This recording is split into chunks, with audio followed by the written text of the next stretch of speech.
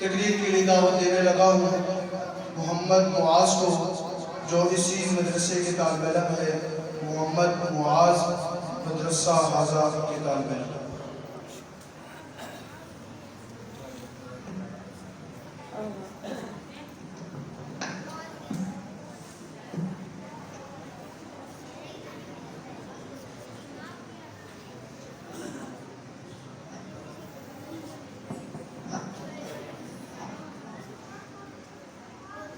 السلام علیکم ورحمۃ اللہ وبرکاتہ۔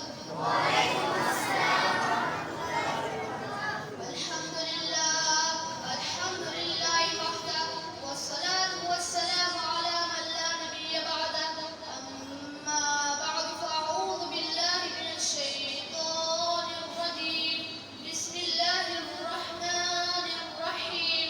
قال اللہ تبارک وتعالی فی القرآن المجید والفرقان الحمید، فإن مع العسر يسرا إن مع العسر يسرا، صدق اللہ العظیم۔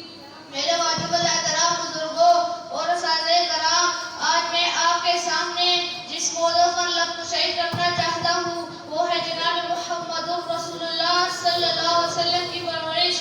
ہمارے نبی کریم صلی اللہ علیہ وسلم کا تعلق عرب کے سب سے مشہور قبیلہ قریش کی ایک شاخ بنو ہاشم سے تھا، اور آپ صلی اللہ علیہ وسلم کا نام محمد بن عبداللہ بن عبد المطلب بن ہاشم بن عبد مناف ہے۔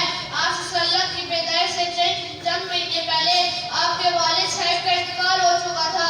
پھر اس کے بعد آپ صلی اللہ علیہ وسلم کی پرورش آپ کے والدہ نے کی۔ جب آپ صلی اللہ علیہ وسلم کی عمر 6 سال کی ہوئی تو آپ کے والدہ کا بھی انتقال ہو گیا۔ پھر اس کے بعد آپ صلی اللہ علیہ وسلم کی پرورش آپ کے دادا عبد المطلب نے کی۔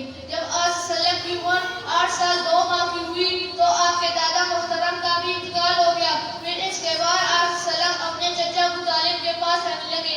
یہ تھی جناب محمد رسول اللہ صلی اللہ علیہ وسلم کی پرورش جو میں نے آپ حضرات کے سامنے بیان کی۔